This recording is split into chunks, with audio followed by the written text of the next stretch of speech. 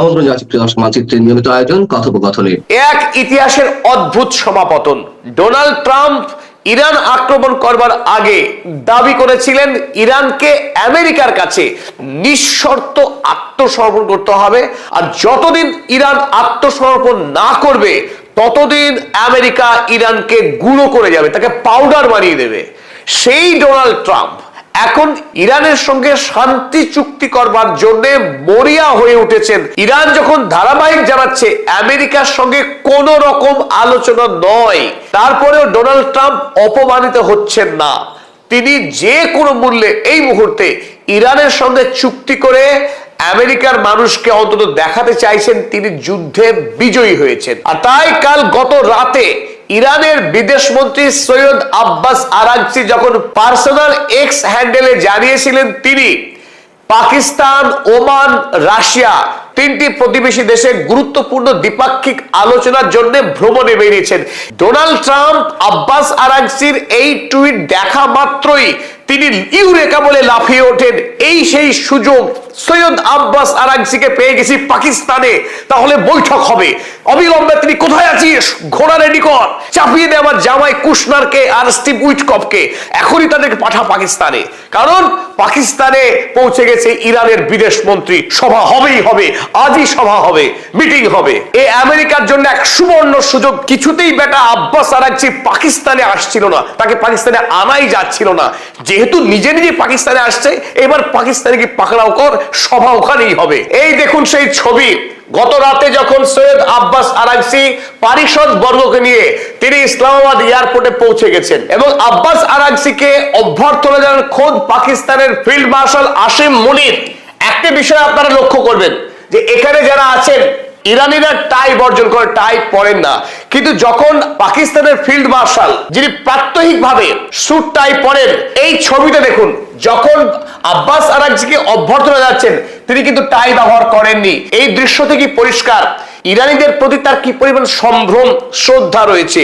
ইরানের সংস্কৃতি ঐতিহ্যের প্রতি পাকিস্তানের পক্ষ থেকে কি পরিমাণ সম্ভ্রম এবং শ্রদ্ধা প্রদর্শন করা হচ্ছে। আর ইসলামাবাদে পৌঁছেই হোটেলে গিয়ে আব্বাস আরাগচি প্রথম সেই টুইটটা করেছিলেন। সেখানে লিখেছিলেন, embarking on timely tour of Islamabad, Muscat and Moscow.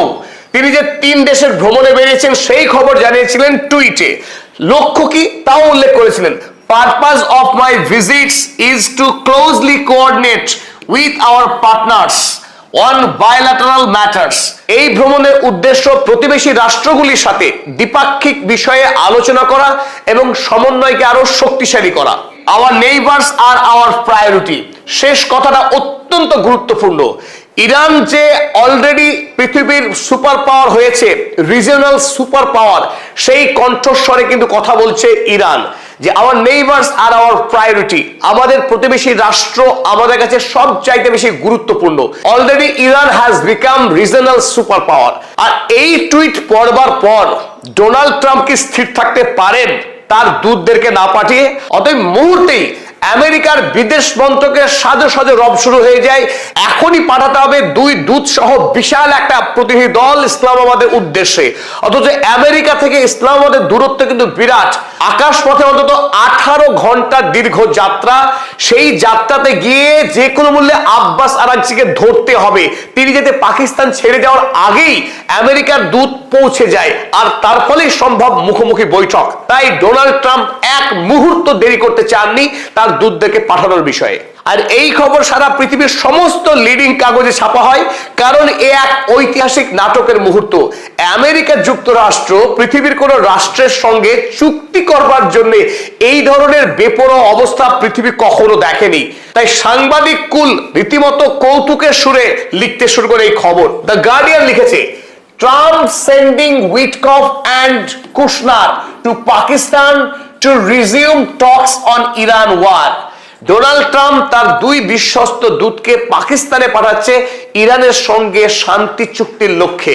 কিন্তু এখানে উল্লেখ্য, প্রথম আলোচনায় আমেরিকার ভাইস প্রেসিডেন্ট জেডি ভ্যান্স সশরীরে উপস্থিত হয়েছিলেন ইসলামাবাদে। এমনকি দ্বিতীয় প্রস্তাবিত বৈঠক, সেই বৈঠকেও কিন্তু জেডি ভ্যান্স খোদ তিনি প্লেন ধরেছিলেন, আকাশপথে বেরিয়েও এসেছিলেন। কিন্তু শেষ মুহূর্তে যখন ইরান প্রত্যাখ্যান করে দেয় আমেরিকার সঙ্গে সভা করতে, তখন অধিকাংশ বিশ্লেষকের মত আকাশ থেকেই অগত্যা জেডি ভ্যান্সকে আমেরিকায় ফিরিয়ে নেওয়া হয়েছিল। সেটাও আমেরিকার জন্য এক বিশেষ লজ্জার দিন ছিল। কিন্তু মাঝপথে আমেরিকার ডেলিগেশনকে যে ফিরিয়ে দেওয়া হয়েছিল সেই খবর আমেরিকা বেমালুম চেপে গিয়েছে। আর সেই অভিজ্ঞতাকে পুঁজি করে জেডি ভ্যান্স এবার ডোনাল্ড ট্রাম্পের প্রস্তাবকেও নাকচ করে দেয়। তিনি ইসলামাবাদে আসতে অস্বীকার করেন, কারণ ইরান যে আমেরিকার প্রস্তাবে সায় দেবে না, এই মিটিং যে ব্যর্থ হবে, সেই ব্যর্থতার দায় জেডি ভ্যান্স নিতে চাননি। কথায় আছে বাঁশের থেকে কঞ্চি ধরো। তো ডোনাল্ড ট্রাম্প যেমন মিথ্যুক, নির্লজ্জ, বেহায়া, ঠিক তেমনি বেহায়া হচ্ছে তার এই স্পোকসপারসন ক্যারোলিন লেভিট। কর্তা যদি বলে এক শব্দ, লেভিট বলবেন 5 শব্দ। তিনি গতকাল ডোনাল্ড ট্রাম্পের থেকে 7 ধাপ এগিয়ে সাংবাদিককে তিনি জানিয়ে দিলেন যে the Iranian want to talk, they want to talk in person. যে ইরানের কর্তৃপক্ষ আমেরিকার সঙ্গে কথা বলার জন্য উতলা হয়ে আছে। তারা সরাসরি মার্কিন প্রতিনিধি দলের সঙ্গে বৈঠক করতে চাইছেন। এই জন্য আমাদের মহামান্য প্রেসিডেন্ট আমেরিকার প্রতিনিধি দলকে অগত্যা পাঠাতে বাধ্য হচ্ছেন, কারণ ইরানের লোক নাকি ভিক্ষা চাইছে, সভা চাই করে। তাই সেই ইরানি দাবিকে মেনেই ক্যারোলিন লেভিট, হোয়াইট হাউসের স্পোকসপারসন, ডোনাল্ড ট্রাম্পের মুখপাত্র, তিনি দাবি করলেন ইরানের অনুরোধে অসহায় ডোনাল্ড ট্রাম্প বাধ্য হয়ে দূত পাঠাচ্ছেন পাকিস্তানে। ডোনাল্ড ট্রাম্প এবং ক্যারোলিন লেভিট যখন জানিয়ে দিল যে ইরানের অনুরোধেই আমেরিকা তাদের প্রতিনিধি দল পাঠাচ্ছে ইসলামাবাদে সৈয়দ আব্বাস আরাগচির সঙ্গে মুখোমুখি বৈঠক করতে, এই খবর ছড়ানোর পর ইরান সরাসরি ডোনাল্ড ট্রাম্প এবং ক্যারোলিন লেভিটের মুখে কালি লেপটে দিয়েছে। ডোনাল্ড ট্রাম্পের এই দাবিকে নস্যাৎ করে দিয়ে ইরানের বিদেশ মন্ত্রকের মুখপাত্র ইসমাইল বাঘেই ক্যাটেগরিক্যালি ডিনাই করেছেন যে ইরানের পক্ষে আমেরিকার সঙ্গে বৈঠকের বিন্দুমাত্র পরিকল্পনা নেই। এমনকি পাকিস্তানে যদি আমেরিকার প্রতিনিধি দল হাজিরও হয়ে যায়, তাদের সঙ্গে ইরান মুখোমুখি বৈঠকে বসবে না। বড়জোর ইরানের পক্ষে পাকিস্তানকে তাদের অভিমত ব্যক্ত করা যেতে পারে, কিন্তু আমেরিকার সঙ্গে কোনো বৈঠক নয়। দ্বিপাক্ষিক বৈঠক ডোনাল্ড ট্রাম্পের একান্তই মস্তিষ্কপ্রসূত কাল্পনিক, যার কোনো বাস্তব সত্যতা নেই। তার উত্তপ্ত অসুস্থ মস্তিষ্ক থেকে আবিষ্কার করেছেন ডোনাল্ড ট্রাম্প এই বৈঠকের কথা। বাঘেই লিখলেন, no meeting is planned to take place between Iran and the US. Iran এবং ইউএস এর মধ্যে কোনো বৈঠক এখনো পরিকল্পনা করা হয়নি। Iran's observations would be conveyed to Pakistan.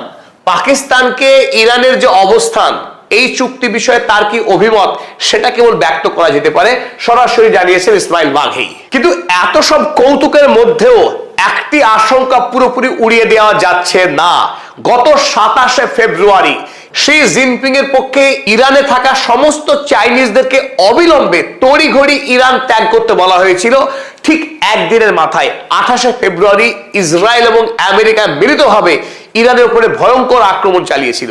ঠিক একইভাবে গত পরশুদিন 23শে এপ্রিল আরো একবার চীনের পক্ষে চীনা দূতাবাসকে জরুরি মেসেজ পাঠানো হয় এবং এতে জানানো হয় এই মুহূর্তে যে সমস্ত চীনা নাগরিক ইরানে অবস্থান করছে তাদের অবিলম্বে ইরান ত্যাগ করতে হবে। আর এই খবর চীনের দৈনিক গ্লোবাল টাইমসে প্রকাশিত হয়। Chinese embassy in Iran reiterates call for nationals to evacuate as soon as possible। যত শীঘ্র সম্ভব ইরান থেকে চীনের নাগরিকরা নিজের দেশে ফিরে যাক, এই বার্তাতেই কিন্তু নতুন করে গুঞ্জন শুরু হয়েছে। ডোনাল্ড ট্রাম্প পাকিস্তানে ইরানি কূটনীতির সঙ্গে যে আলোচনার প্রস্তাব রেখেছেন, আর সেই উদ্দেশ্য নিয়ে আমেরিকা থেকে আমেরিকার বিশেষ দূত জারেড কুশনার এবং স্টিভ উইটকফ পাকিস্তানে পৌঁছানোর পর যদি ইরানি কূটনীতির সঙ্গে আলোচনা না হয়, আলোচনা না করার অজুহাতে আমেরিকা কি ইরান হামলা করতে যাচ্ছে? অর্থাৎ ইরান এবং আমেরিকার যে যুদ্ধবিরতি চলছে, সেই যুদ্ধবিরতি ভেঙে দিয়ে নতুন করে কি যুদ্ধ শুরু হবে, সেই আশঙ্কাকে কিন্তু পুরোপুরি উড়িয়ে দেওয়া যাচ্ছে না। অর্থাৎ এই মুহূর্তে যুদ্ধ না হলেও যে কোনো মুহূর্তে নতুন করে ইরান আমেরিকার আর একবার যুদ্ধ শুরু হয়ে যাওয়ার সম্ভাবনা কিন্তু রয়েইছে। আসসালামু আলাইকুম রহমতুল্লাহি ওয়া বারাকাতুহু। সম্মানিত দর্শক, আজকের যে কন্টেন্টটি তৈরি করছি এবং যে বিষয়গুলো বলছি, অন্তঃস্থল থেকে আমি প্রাণান্তর চেষ্টা করেছি যে এই বিষয়ে কোনো কথা না বলার জন্য, কিন্তু বিষয়টি এতটা ওপেন সিক্রেট হয়ে গেছে এবং দেশের সকল পত্রপত্রিকা এটা নিয়ে রিপোর্ট করেছে। বাংলাদেশ পুলিশ রেড অ্যালার্ট জারি করেছে কাজেই নাগরিক হিসেবে এই বিষয়ে এখন কথা না বলে কোনো উপায় নেই। অথচ বিষয়টি এতটা সেন্সিটিভ এবং আমাদের দেশের স্বাধীনতা, সার্বভৌমত্ব, দেশের অর্থনীতি এবং এই মুহূর্তে সরকারের যে বিপদ আপদ বালা মুসিবত রয়েছে, এগুলোর উপর রীতিমতো একটি গজব।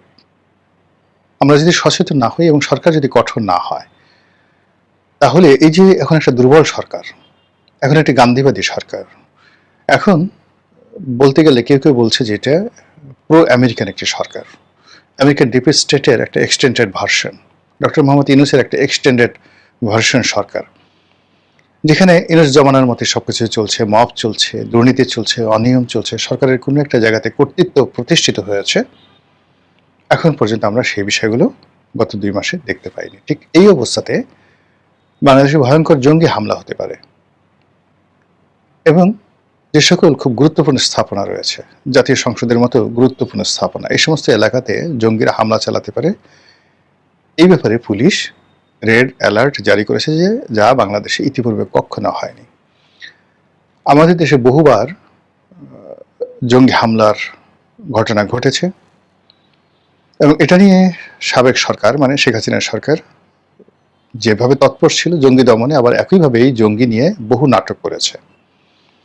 অনেক নিরপরাধ মানুষকে জঙ্গি তকমা দিয়ে তারা গ্রেপ্তার করেছে এবং জামাত সহ অন্যান্য ইসলামী সংগঠন নিরপরাধ লোকদেরকে কেবলই মাত্র রাজনৈতিক কারণে জঙ্গি তকমা দিয়ে জুলুম নির্যাতন করেছে। এটা যেমন সত্য, তার সঙ্গে সঙ্গে সেই সরকারের সফলতা ছিল যে তারা একেবারে গোয়েন্দা তথ্যের ভিত্তিতে সত্যিকার বহু সংখ্যক জঙ্গিকে তারা গ্রেপ্তার করেছিল এবং শেখ হাসিনার জমানায় মোটামুটি জঙ্গি তৎপরতা অনেকটা নিয়ন্ত্রিত ছিল, কিন্তু জেলখানাগুলো জঙ্গিতে ভরপুর ছিল। শেখ হাসিনার পতনের পর যেভাবে জেলের দরজা খুলে যায়, সব মানুষ যেভাবে জেল থেকে বের হয়ে আসে, তার মধ্যে জঙ্গিরাও বের হয়ে আসে। আর যারা বের হয়ে এসছে তারা এই বর্তমান জমানাটিকে এবং ডক্টর মোহাম্মদ ইউনূসের জমানাটিকে একটি, যাকে বলা হয় উর্বর, জঙ্গিবাদের একটা উর্বর ভূমি এবং এটি একটি বসন্তকাল হিসেবে তারা গ্রহণ করেছে।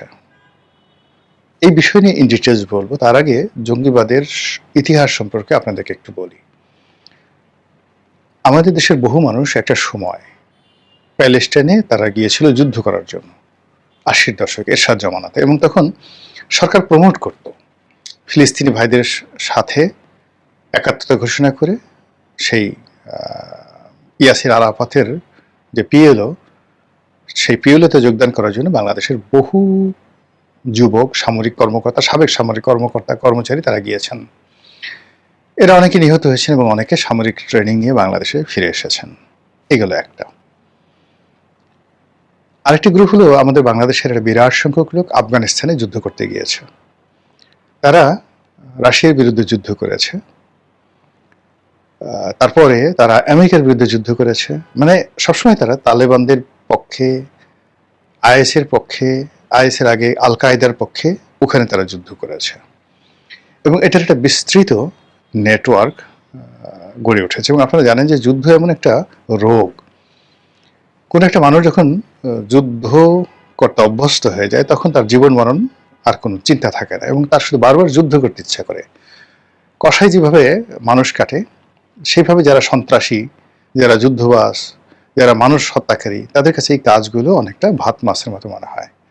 এই যে র্যাবের যারা গুলি করত, ক্রসফায়ার দিত, কিংবা ধরুন পুলিশের যে সকল লোক, ওই যে ওসি প্রদীপ কয়েকশো খুন করেছে, এরা এরকম একটা বিকৃত মন মানসিকতার মধ্যে পৌঁছে গিয়েছিল যে খুব কাছের থেকে তারা গুলি করত এবং গুলি করার পর রক্ত ছিটকে এসে গরম রক্ত তাদের শরীরে লাগতো, এটা তাদের খুব ভালো লাগতো।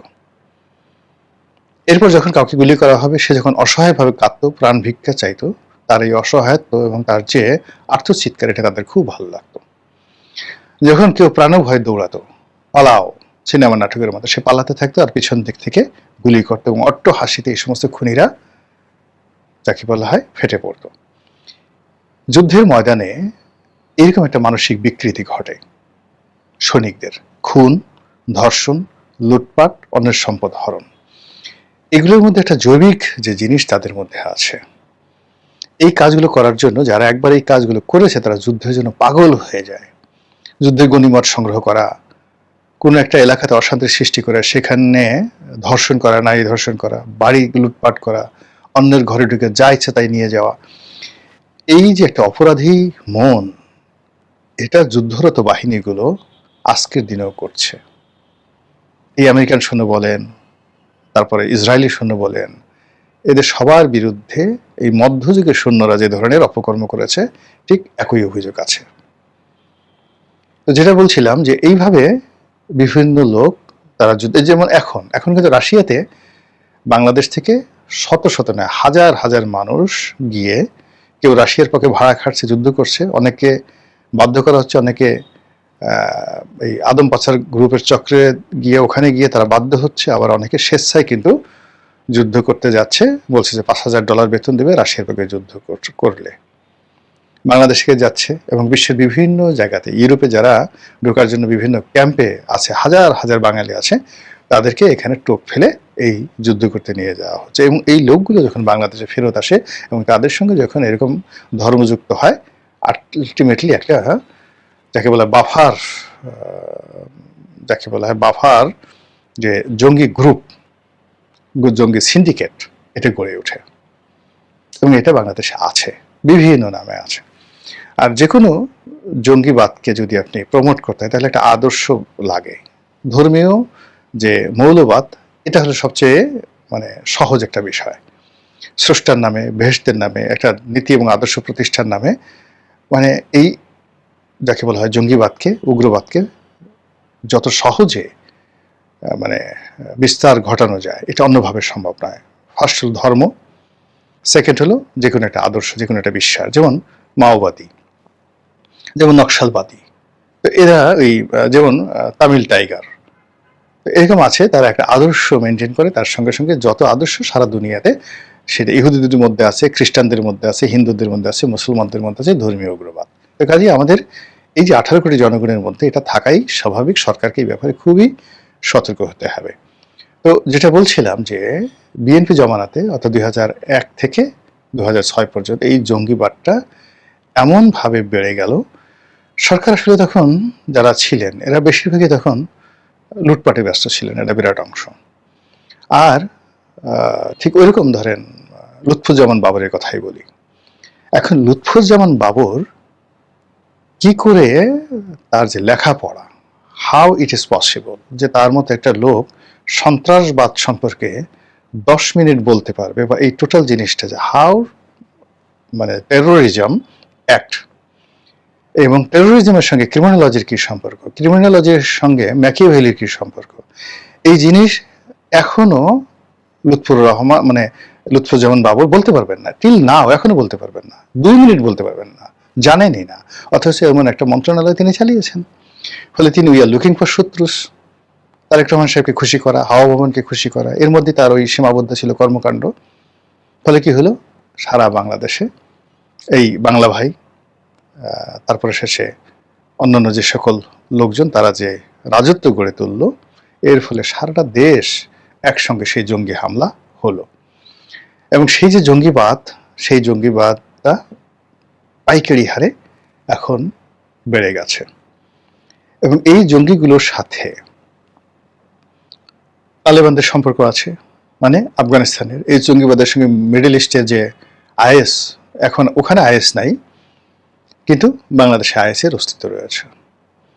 এদের সঙ্গে ভারতের অনেক জঙ্গি গ্রুপের রিলেশন আছে, এদের সঙ্গে পাকিস্তানের অনেক জঙ্গি গ্রুপের রিলেশন আছে। কিন্তু রিসেন্টলি যে সমস্যাটা হয়ে গেছে সেটা হলো পাকিস্তানে যে অনেকগুলো জঙ্গি গ্রুপ আছে, যেমন ওয়াজিরিস্তান আছে, সিন্ধুতে আছে, তারপরে শেষে বালুচে আছে। তো এক একটা জঙ্গি গ্রুপ এক এক রকম তাদের লক্ষ্য উদ্দেশ্য নিয়ে তারা সেখানে কাজ করে। কিন্তু এর মধ্যে সবচেয়ে যেটা হলো তেহরিকে তালেবান পাকিস্তান, টিটিপি। তো তেহরিকে তালেবান পাকিস্তান, এটা হলো তারা ওয়াজিরিস্তান নামক যে জায়গাটি আছে বা তাদের প্রদেশ আছে আফগানিস্তান লাগোয়া, এই এলাকাতে তারা আফগানিস্তানের মতো তালেবানের মতো একটা শাসন তারা প্রতিষ্ঠা করতে চায়। এবং এই কাজে আফগানিস্তানের তালেবান শাসক যারা আছে তারা পুরো অস্ত্র দিয়ে, লজিস্টিক সাপোর্ট দিয়ে তাদেরকে করছে। এবং এই ঘটনা নিয়ে আফগানিস্তানের সাথে বেশ কয়েকবার কিন্তু পাকিস্তানের যুদ্ধ হয়েছে, এমনকি বিমান হামলা পর্যন্ত করেছে এই টিটিপি নিয়ে। পাকিস্তান গোয়েন্দা সংস্থা জানিয়েছে যে পাকিস্তানে সাম্প্রতিক সময় তারা যে কমব্যাট অপারেশন চালিয়েছে টিটিপির বিরুদ্ধে, সেখানে কয়েকশো বাঙালি বা বাংলাদেশি ধরা পড়েছে, যারা ওই টিটিপির হয়ে যুদ্ধ করছে পাকিস্তান আর্মির বিরুদ্ধে। এই গেল এক। রিসেন্টলি যে ঘটনা সেটা হলো যে বাংলাদেশে ভিতরে, আমাদের এই দেশে এই টিটিপির তৎপরতা চলছে এবং বিভিন্ন বাহিনীতে এই টিটিপির যারা সদস্য তারা নানা রকম ভয়ঙ্কর তৎপরতা চালাচ্ছে। এটা পাকিস্তানের গোয়েন্দা সংস্থা বাংলাদেশকে, সরকারকে জানিয়েছে এবং তার প্রেক্ষিতে বিভিন্ন বাহিনীগুলোতে সব খবর তো আমরা রাখি না, বলাও সম্ভব না, আর বলা উচিতও নয়। ব্যাপক রকম উত্তেজনা চলছে এই বিষয়টা নিয়ে এবং ইতিমধ্যে যে খবরগুলো আসছে যে এখানে বেশ কয়েকটি বাহিনীতে শনাক্ত করা হয়েছে, অনেকে নজরদারিতে রাখা হয়েছে, অনেকে বিচার করা হয়েছে, অনেকে গ্রেপ্তার করা হয়েছে। আর যদি কোনো একটা বাহিনীর মধ্যে বা সরকারি অফিসের মধ্যে বা আদালতে এই জিনিসগুলো থাকে, তার বাইরে সিভিল সোসাইটিতে যারা আছে তারা তো বসে থাকবে না, তারা প্রতিশোধ নেবে যে আমাদের লোককে কেন ধরেছো। এবং এটাই স্বাভাবিক। আপনি ধরেন একটা সময় সেই পিএলও লোক তারা প্লেন হাইজ্যাক করে